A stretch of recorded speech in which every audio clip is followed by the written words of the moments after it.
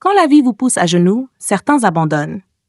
Elle s'est relevée encore et encore, fatiguée, brisée, mais jamais vaincue. Ce soir-là, entre deux tables bondées et des rêves étouffés, son destin décida de frapper sans prévenir. Dans un petit restaurant animé par les rires et le bruit des couverts, Léa s'activait sans relâche. Serveuse enceinte jusqu'au ventre, elle avançait entre les tables, portant plateau et sourire, comme si son cœur n'était pas déjà en morceaux. Chaque pas était un combat contre l'épuisement, chaque sourire une victoire silencieuse contre le désespoir. Depuis la mort tragique de son compagnon, Léa survivait seule, tenant bon pour son petit garçon resté sous la garde bienveillante de sa belle-mère. Chaque heure supplémentaire, chaque pourboire arraché à la fatigue, c'était pour lui, et pour le bébé qu'elle portait sous son cœur. Elle ne pouvait pas flancher. Elle ne le voulait pas. Elle devait leur offrir un avenir digne, coûte que coûte. Ce soir-là, alors que la nuit étendait son manteau glacé sur la ville, Léa s'accorda une minute d'évasion. Elle sortit prendre une bouffée d'air froid, laissant derrière elle l'agitation étouffante du restaurant. C'est là qu'elle la vit. Assise sur le trottoir, recroquevillée contre la morsure du froid, une fillette frêle, pas plus de 6 ans, tremblait sous des haillons trop fins. Son visage, sali par la poussière, portait cette expression que Léa connaissait trop bien, celle d'une âme abandonnée du monde. Sans réfléchir, sans même consulter son maigre porte-monnaie, Léa fit volte-face, acheta un plat chaud de ses propres deniers et s'agenouilla près de l'enfant.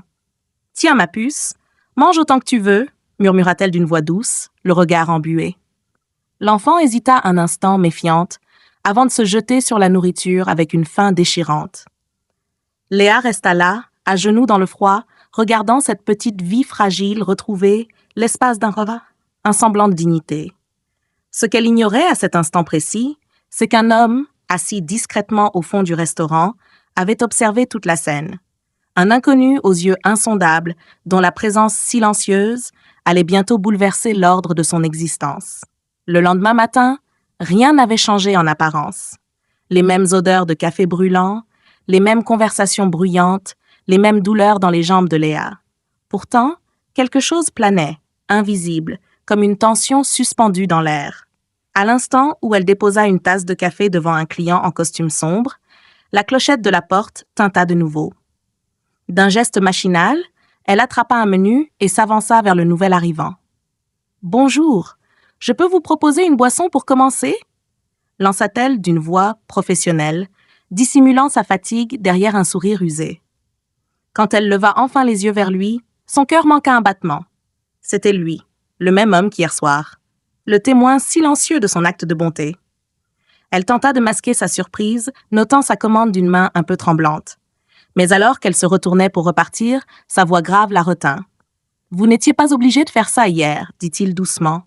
Léa cligna des yeux, confuse. « Faire quoi ?» Il s'inclina légèrement, son regard cherchant le sien avec une intensité troublante. « Nourrir cette petite fille et payer de votre poche. » Léa serra les dents. Elle n'avait rien fait d'extraordinaire à ses yeux. Alors, d'une voix simple, elle répondit. Elle avait faim, et personne d'autre ne s'arrêtait. Le silence qui suivit était lourd de non-dits. L'homme lui fit signe de s'asseoir. Léa hésita, jeta un coup d'œil vers le comptoir, puis céda. Elle s'assit timidement, sentant son ventre lourd sous son tablier taché. L'homme pencha la tête légèrement. « Vous êtes enceinte, » remarqua-t-il, un voile d'inquiétude traversant son regard. « Et pourtant, vous travaillez encore aussi dur. » « Pourquoi ?» Léa sentit un nœud serrer sa gorge. Parler de sa vie privée n'était pas dans ses habitudes. Pourtant, poussée par une force invisible, elle laissa tomber la façade. « Mon mari est mort, » souffla-t-elle, sa voix à peine audible. « J'ai un fils, et bientôt, un autre enfant. Je n'ai pas le luxe d'arrêter. » Pour la première fois depuis des mois, elle se permit un instant de vulnérabilité, révélant son combat silencieux contre la misère et la solitude. L'homme resta silencieux, la dévisageant d'un air indéchiffrable. Puis, lentement, il hocha la tête. « Vous êtes plus forte que vous ne le croyez. » Léa esquissa un sourire las. « Je n'ai pas vraiment le choix. » Mais au fond d'elle, elle sentait que cette rencontre n'était pas un simple hasard. Et elle avait raison. Si tu es encore là, c'est que cette histoire t'a touché. Alors n'attends pas. Abonne-toi maintenant, active la cloche et laisse un like pour soutenir ce genre d'histoire vraie qui parle à tous. Ton soutien compte et on continue l'histoire maintenant. Le jour suivant, rien ne laissait présager ce qui allait se produire. Le restaurant était plongé dans son brouhaha habituel. Les commandes fusaient, les assiettes s'entrechoquaient, et Léa, bien que fatiguée jusqu'au bout des ongles, continuait son balai invisible entre les tables. Son ventre arrondi ralentissait ses pas, mais son courage, lui, restait inébranlable. Alors qu'elle essuyait une table près de la vitrine, la porte s'ouvrit dans un tintement familier. Sans même lever les yeux, Léa sentit une présence différente. Son instinct la trahit. C'était encore lui. L'homme en costume sombre, cet inconnu au regard scrutateur. Elle ravala son trouble et s'avança vers lui, armée de son sourire professionnel. « Votre café habituel ?» proposa-t-elle d'une voix calme. L'homme hocha doucement la tête. Mais cette fois, il ne toucha pas au menu. Il l'observait avec une intensité qui fit frissonner Léa malgré elle. Alors qu'elle s'apprêtait à repartir vers le comptoir, il lâcha d'une voix posée. « Asseyez-vous, juste un instant. » Léa hésita, tiraillée entre son devoir et une curiosité croissante. Finalement, après un regard rapide vers son manager absorbé par une commande, elle céda et s'assit en face de lui. L'homme se pencha légèrement. « Je m'appelle Raphaël Morin, dit-il, et je ne suis pas ici seulement pour le café. » Léa resta silencieuse, méfiante malgré la douceur de son ton.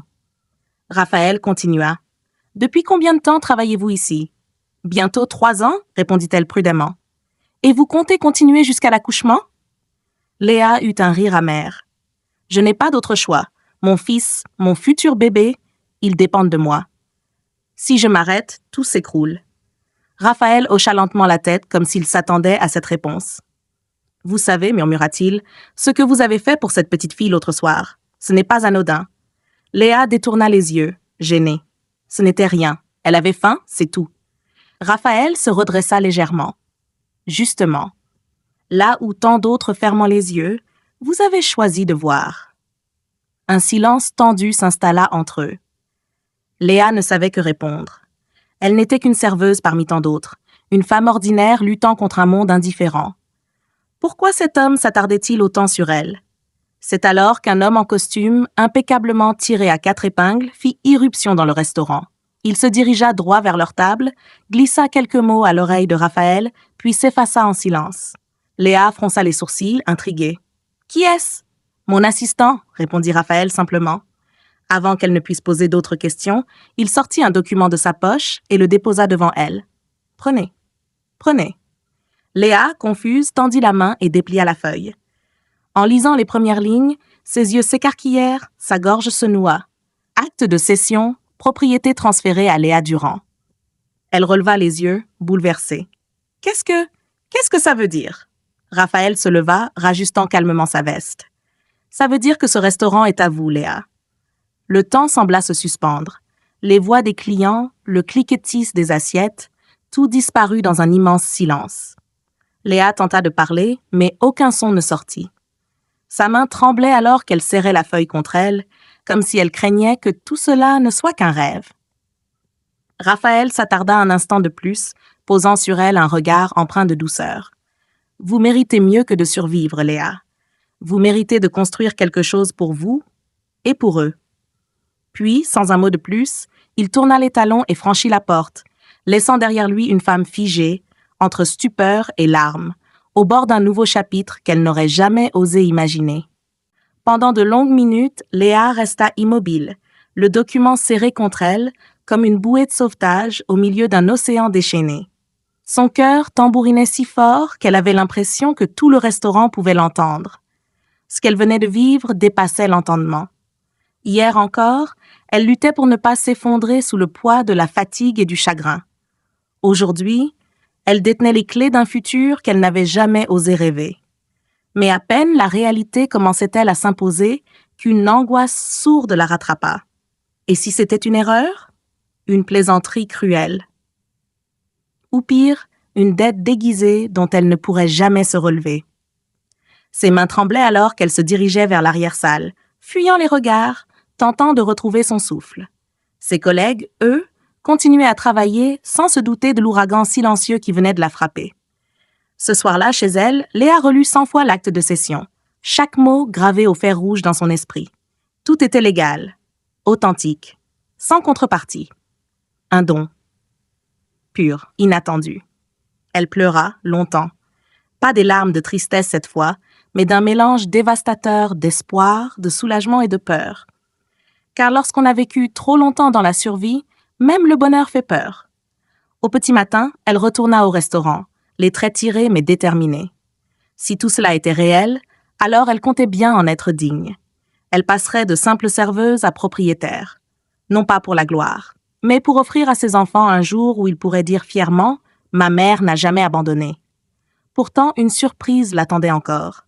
Lorsque Léa poussa la porte du restaurant, elle trouva Raphaël déjà là, assis tranquillement, une tasse de café à la main.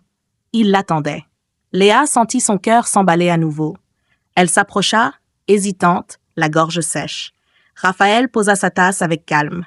« Assieds-toi, Léa. » Elle obéit sans un mot, incapable de formuler la moindre question, tant les émotions la submergeaient. Raphaël croisa ses mains sur la table et planta son regard dans le sien. « Tu ne me dois rien, Léa. Rien d'autre que de continuer à être celle que tu es déjà. » Il sortit alors une seconde enveloppe de sa veste, plus fine, mais tout aussi lourde de promesses. « Mais si tu acceptes, je veux t'offrir une chance de plus grande encore. » Léa sentit son ventre se nouer. « Une chance ?» répéta-t-elle, sa voix à peine un murmure. Raphaël sourit doucement. « J'ai plusieurs établissements. D'autres restaurants, d'autres projets. Je cherche quelqu'un de vrai, de courageux pour les gérer. Quelqu'un comme toi. Pas par pitié, pas par charité, mais parce que tu es exactement le genre de personne qui transforme les lieux et les vies. » Léa sentit les larmes lui monter aux yeux à nouveau, mais cette fois, elle les retint. Elle avait trop pleuré. Aujourd'hui, elle allait choisir. Se tenir droite, redevenir maîtresse de son destin. Une décision qui changerait non seulement sa vie, mais aussi celle de son fils, de son futur enfant et de bien d'autres autour d'elle. Et pour la première fois depuis des années, Léa sentit une chaleur nouvelle naître en elle. Pas seulement de l'espoir, de la fierté. Léa garda les yeux rivés sur l'enveloppe que Raphaël lui tendait. Une fine feuille de papier, et pourtant, toute sa vie semblait y tenir désormais. Ses mains tremblaient à peine lorsqu'elle l'ouvrit. Dedans, une offre d'emploi officielle. Directrice de projet, Groupe Morin Restauration. Un poste stable, un salaire digne, une reconnaissance, enfin. Elle releva la tête, ses yeux brillants d'une lumière nouvelle. Ce qu'elle voyait devant elle n'était pas un miracle tombé du ciel. C'était la récompense silencieuse de toutes ces batailles invisibles, de toutes ces nuits sans sommeil, de toutes ces journées passées à sourire malgré la douleur. « Pourquoi moi ?» souffla-t-elle. Raphaël esquissa un sourire en coin. « Parce que les vrais héros ne portent pas de cape, Léa. Ils portent des tabliers tachés, des regards épuisés. Mais ils ne cessent jamais d'avancer. » Un silence lourd de respect passa entre eux. Sans un mot de plus, Léa tendit la main et serra la sienne. Ce simple geste, cette poignée de main discrète, marqua bien plus qu'un accord professionnel. C'était un pacte silencieux entre deux âmes cabossées par la vie, mais encore capables d'y croire. Quelques mois plus tard, le restaurant avait changé, non pas dans ses murs, ni dans sa décoration, mais dans l'âme invisible qui y flottait. Léa, désormais propriétaire et directrice, accueillait ses clients avec la même chaleur, mais aussi avec une confiance nouvelle. Son ventre rond avait laissé place à un petit bébé qu'elle berçait parfois dans l'arrière-salle pendant que son fils aîné jouait non loin. Elle avait bâti plus qu'un commerce. Elle avait bâti un foyer. Un lieu où chaque repas servait une histoire de courage, de résilience, d'amour.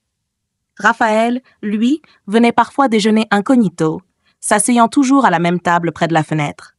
Un sourire complice flottait sur ses lèvres lorsqu'il croisait son regard. Léa n'était plus une survivante. Elle était devenue une bâtisseuse. Et dans chaque éclat de rire qui résonnait entre les murs du restaurant, dans chaque regard reconnaissant échangé avec ses clients, elle savait que malgré les épreuves, malgré les cicatrices, elle avait gagné. Si tu es encore là, c'est que cette histoire t'a touché. Alors n'attends pas. Abonne-toi maintenant, active la cloche et laisse un like pour soutenir ce genre d'histoire vraie qui réveille quelque chose en nous. Ton soutien est précieux. Et ensemble, on continuera de raconter ce qui mérite d'être vécu.